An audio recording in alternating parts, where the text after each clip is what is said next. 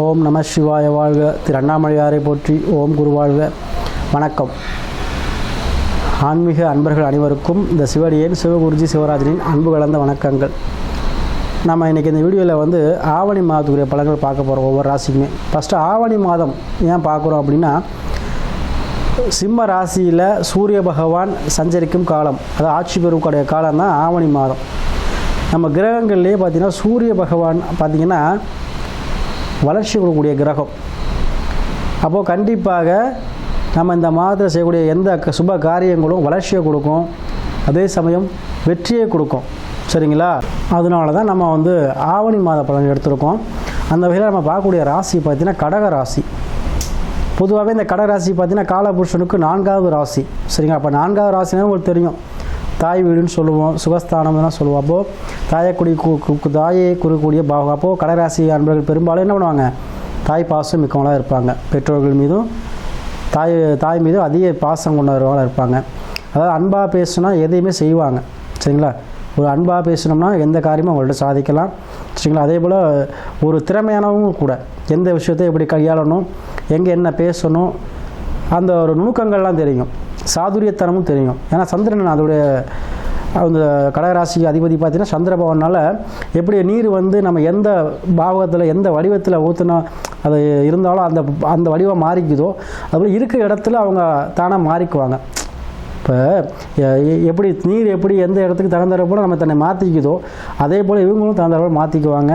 மற்றபடி கடகராசி அன்பர்கள் எப்போவுமே என்ன பண்ணுவாங்க, மாற்றத்தை விரும்பக்கூடியவர்களாக இருப்பாங்க. அதிக அளவு பாசம் யாரும் நம்பி வந்தாங்கன்னா அவங்களுக்கு கண்டிப்பாக செய்வாங்க. அத்தகைய குணாதிசயம் கொண்டவர்கள் இந்த கடகராசி அன்பர்கள். சரிங்களா? எப்போவுமே 4ஆம் வீடு அப்படிங்கிறதுனால காலபுருஷனுக்கு ஒரு சொத்து பத்து சேர்க்க வேணும், சல்லா ஒரு வீடு வாசா கட்டணும், இந்த மாதிரி எண்ணங்கள் இவங்களுக்கு பிறவிலே இருக்கும். சரிங்களா? அதில் பார்த்திங்கன்னா இந்த ஆவணி மாத கிரகங்களை பார்த்திங்கன்னா கடக ராசிக்கு 2ஆம் பாவத்தில் சூரியன் சுக்கிரன் இருக்காருங்க. அதே போல் கடக ராசியில் புதன் பகவான் இருக்கார். கடக ராசிக்கு 3ஆம் ஆண்டு கண்ணியில் கேது இருக்கார். கடக ராசிக்கு 8ஆம் பாவத்தில் சனி வக்ரையில் இருக்கிறார். 9ல் ராகு இருக்கார். அதே போல் 11ஆம் பாவம் சொல்லக்கூடிய ரிஷப ராசியில் குரு பகவானும் செவ்வாய் பகவான் இருக்காங்க.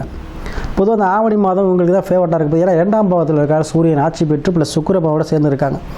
அப்போது வருமானம் சார்ந்த விஷயங்கள் கண்டிப்பாக உங்களுக்கு கை கொடுக்குங்க. அதிக அளவு அரசாங்கத்தில் வேலை புரிஞ்சிங்கன்னா சம்பளம் அதிக உயர்வு, பதவி உயர்வு, இன்க்ரிமெண்ட்டு, இந்த மாதிரி விஷயங்கள்லாம் உங்களுக்கு கண்டிப்பாக நடக்குங்க.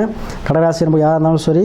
அதே போல் கடகராசிலே புதன் பகவான் இருக்கிறதுனால கண்டிப்பாக திருமணம் சார்ந்த விஷயங்களில் யாருக்கெல்லாம் பிரச்சனை வச்சோ அவங்களுக்கெல்லாம் திருமணம் சார்ந்த விஷயங்கள் பேசக்கூடிய சூழ்நிலைகள் வரும். ஏன்னா சனி வக்ரமாக இருக்கிறது ஒரு விஷயத்தில் ஒரு நல்ல விஷயந்தான். அதாவது சுப காரியங்கள் பண்ணக்கூடிய சூழ்நிலை இந்த வக்ர காலங்களில் கொடுக்கும். அதனால் கண்டிப்பாக, ஏன்னா வக்ரமாகிறனால இயல்புக்கு மாறி செய்யப்படுவார். அப்போ உங்களுக்கு என்ன பண்ணுவார், சில நல்ல நன்மைகளையும் செய்வார். அதுவும் சனி பகவான் உங்களுக்கு நல்ல இடத்துல இருந்தால் இன்னும் நிறையா கொடுத்துருவார். அதாவது திடீர் அதிர்ஷ்டம், திடீர் லாட்ரி யோகம், திடீர் சொத்து பத்து சேர்றது சரிங்களா? சில திடீர் இன்சூரன்ஸ் பணம் கொடுக்குறது, இந்த மாதிரி விஷயங்கள்லாம் உங்களுக்கு நடக்கும். சரிங்களா? அதே போல் இந்த 2ஆம் பாவத்தில் சூரிய பகவானுனால கண்டிப்பாக குடும்பத்தில் ஒரு மகிழ்ச்சி கிடைக்குங்க. அதனால் கடகராசிக்கு பார்த்திங்கன்னா 2ல் சூரிய பகவான் ஆட்சி பெறனால கண்டிப்பாக குடும்பத்தில் ஒரு மனமகிழ்ச்சியான விஷயங்கள் நடக்கும். வருமானம் அதிகரிக்குங்க. வருமானம் சார்ந்த விஷயங்களுக்கு அதிகமாக வரும். அதாவது முன்னாடிலாம் பார்த்திங்கன்னா 10 ரூபா வரவு வந்தால் இப்போ 20 ரூபா செலவு பண்ணியிருப்பீங்க. இப்போ கண்டிப்பாக வரவு அதிகமாகவும் செலவு கம்மியாகுங்க. உங்களுக்கு சேமிக்கக்கூடிய அளவு உங்களுக்கு வரவு இருக்கும். அதே போல் உங்கள் ராசிக்கு பார்த்திங்கன்னா கடக ராசிக்கு 9ல் ராகு இருக்கார். பாக்கியத்தை தரக்கூடியது எல்லாமே உங்களுக்கு பற்றி ராகு பகவான் தான். கண்டிப்பாக உங்களை பிரமாண்டப்படுத்துவார். பாக்கியஸ்தானத்தில் ராகு இருக்குது உங்களுக்கு சிறப்பான விஷயம். ஏன்னா கண்டிப்பாக மகாலட்சுமி யோகத்தை கொடுத்துருவார். ராகுவுடைய அதிபதி பார்த்திங்கன்னா அதிதேவதை பார்த்திங்கன்னா மகாலட்சுமி தான். சரிம்மா? காளி தேவி, மகாலட்சுமி எல்லாமே எடுத்துக்கலாம் நம்ம. ஸோ கண்டிப்பாக உங்களுக்கு அதில் 9ஆம் பாவத்தில் இருக்கிறனால கண்டிப்பாக வர வேண்டிய பாக்கியங்கள் அனைத்துமே வரும். சரி, தந்தை மூலமாக வரலாம், வெளிநாட்டு மூலமாக வரலாம், நீ செய்யக்கூடிய பிஸ்னஸ் மூலமாக வரலாம். சரிங்களா? 9ஆம் பாவம் நமக்கு இது தானாக வரக்கூடிய பாவம். அப்போ கண்டிப்பாக உங்களை தேடி வருமானம் கண்டிப்பாக வரும். அதேபோல் திடீர் அதிர்ஷ்டம், திடீர் லாபம் கூட வரக்கூடிய வாய்ப்புகள் அதிகமாக இருக்குது.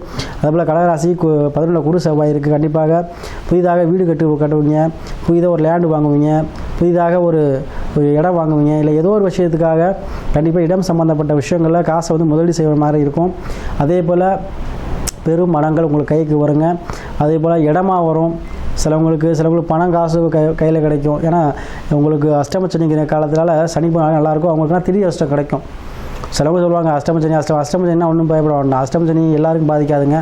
சில பேருக்கு அது வந்து என்ன திடீர் லாபம், திடீர் அஷ்டம், திடீர் பணக்கார யோகத்தோடு கொடுத்துரும். அது மண்மனை சார்ந்து இருக்கலாம், சிலவங்களுக்கு புதையல் கிடைக்கலாம். சரிங்களா? சிலவங்களுக்கு வந்து பார்த்திங்கன்னா சொந்த உறவுக்காரங்க மூலமாக ஒரு ஆதாயம் கிடைக்கலாம். சிலவங்க அவங்க இடத்த வந்து இது பண்ணியிருப்பாங்க, அது வந்து பார்த்திங்கன்னா அவங்களுக்கு கிடைக்கலாம்.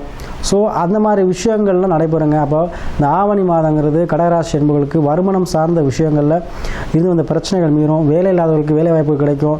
திருமணம் சார்ந்த விஷயங்கள் நடைபெறுங்க. அதேமாதிரி குழந்தை பாக்கியம் இல்லை, குழந்தை பாக்கியம் கிடைக்கிற வாய்ப்புகள் அதிகமாக. ஏன்னா காலபுருஷனுக்கு 5ஆம் பாவத்தில் சிம்மத்தில் ஆட்சி பெறனால குழந்தை பாக்கியம் மேக்சிமம் நிறையா பேருக்கு கிடைக்கக்கூடிய மாதமாக இந்த ஆவணி மாதம் இருக்கும். அதனால் இந்த சிம்மராசி கடகராசி என்பர்கள் உங்கள் சுய ஜாதகத்தையும் ஒரு வாட்டி ஆய்வு பண்ணிக்கோங்க. விதி எப்படின்னா லக்கணம், சந்திரன்னா உடல், சரிங்களா?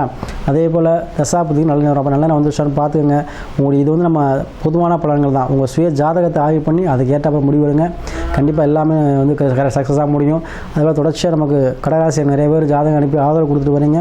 அனைவருக்கும் நன்றியை கூறி வரக்கூடிய ஆவணி மாதம் வந்து கடகராசி என்பது கஷ்டங்கள் தீரக்கூடிய மாதமாக கண்டிப்பாக அமையும்.